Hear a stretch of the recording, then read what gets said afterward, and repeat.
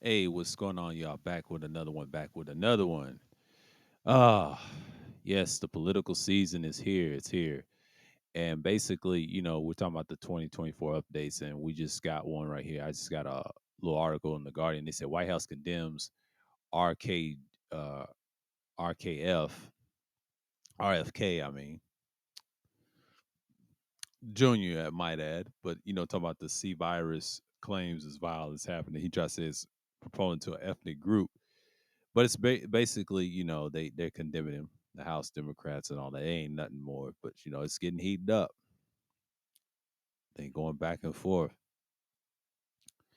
So the obscure Iowa prophet for pay flyers that claims Trump is, against the same sexual rights. The alphabet group. You know how it is.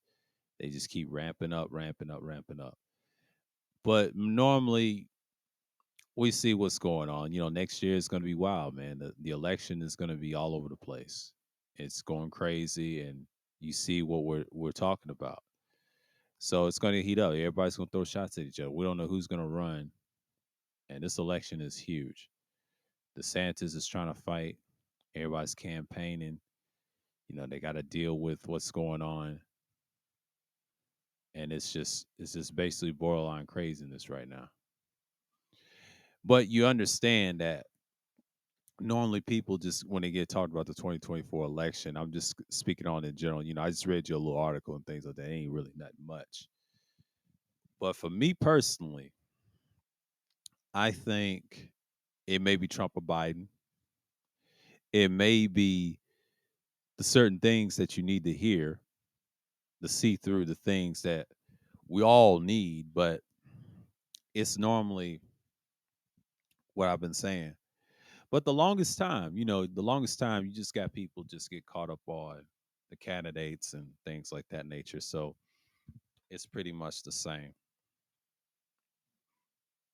It's pretty much the same. So I don't know what's going on in here. I might have to charge my phone.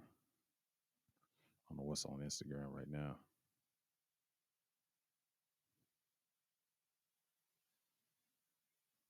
Yeah.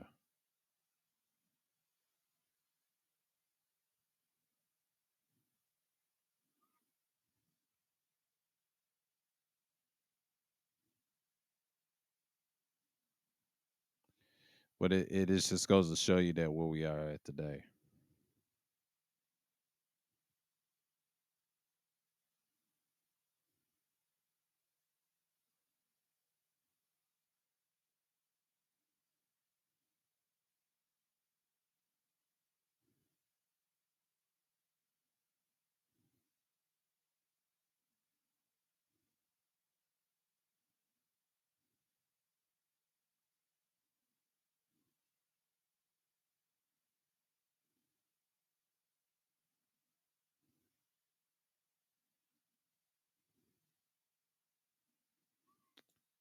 Let me get out of here before we get. Yeah, I'm too entertained right now.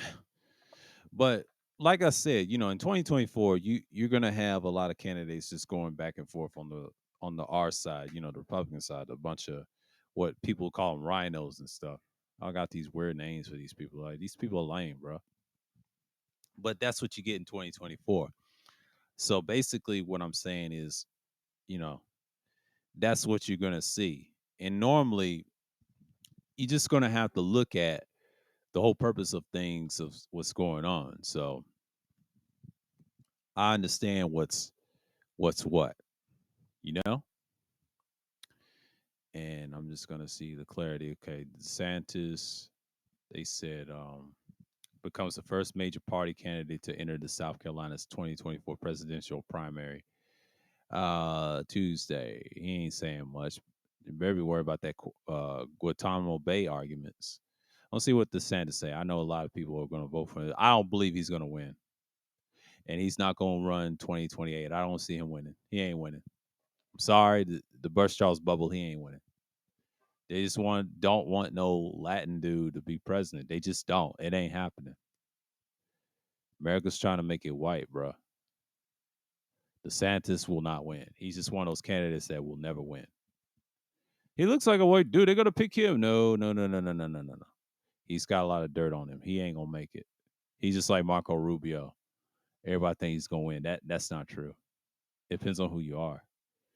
If you can't win, you can't win. That's just the norm. So-called white people want to keep their candidates whiter and whiter. It has not changed. So filed paperwork on Tuesday for South Carolina's Republican primary, becoming the first major party presidential candidate official on the ballot in the first in the South contest. DeSantis signed his filing documents during a stop at the South Carolina Republican Party headquarters in Columbia, flanked by supporters, including the state legislators who have endorsed his bid. But the filing comes as this consequential moment for DeSantis in his campaign as the governor makes his third swing through South Carolina as a White House hopeful.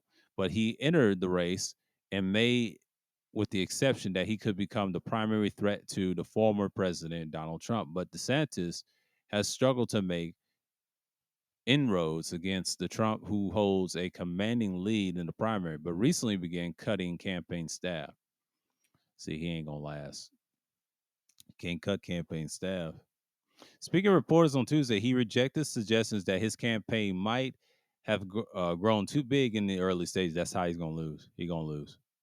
And at the end of the day, when you start, there are certain investments that you make. He said, we really believe having an important apparatus. He said, important apparatus on the ground is important in the caucus states, early states. But DeSantis opened his swing through South Carolina on Monday, but holding an event in Tika in the affluent community on Lake Wiley and along in the state line of North Carolina. But after about a half of the remarks in which he had hit on the high points of the ground, he stumped in the speech. But DeSantis also took a handful of questions from the crowd of about 900 gathered to hear him. But the questionnaires included a woman who described herself a hardcore Trump supporter who said 2024 election represented the most important vote that we're going to have, and that she felt DeSantis did an excellent job making the case for his candidacy. But in his response, DeSantis condemned what he has characterized as the weaponizations of the government in the legal cases being brought against Trump, echoing the line and the former president has honed in his own speeches. But following his indictment on the federal charges, I appreciate what President Trump did. He treated wrong, but he was treated in a way that are unconstitutional. DeSantis said. Here's the thing: the question for us is what are we going to do about it? It's not about me; it's about you. It's about me standing up for you and standing up for the Constitution, restoring the country to what the founding fathers envisioned. Here we go with that bullshit. Here we go with that bullshit. That just goes to show you where we at in this country. Well, I don't care about this country that much, but that's where we at the center of this country. Later Tuesday in West Columbia, DeSantis, a former Navy officer who served in the Navy Judge Advocate General Corps in Iraq, excuse me, Iraq. I usually pronounce it Iraq, but some people pronounce it Iraq. Plan to roll out his plans to reform the United States military has argued is to focus on the efforts of diversity and inclusion. On Monday, on Monday night, DeSantis previewed those plans and saying that as a commander in chief, he would be ripping the woke out of the military that today is a full of social experimentation, ideology, woke agenda. Here we go again. See, it's like saying nigga. If you hear the term woke, they're saying nigga. I'm just gonna let y'all know that. And pronouns, he called them drag queens, talking about same sexuals, by the way. And the rollout, along with the rare press conferences, was for a step planned for a stop at the Celebration Freedom Foundation. But the nonprofit founded by the retirement military leader says on its website aims to honor past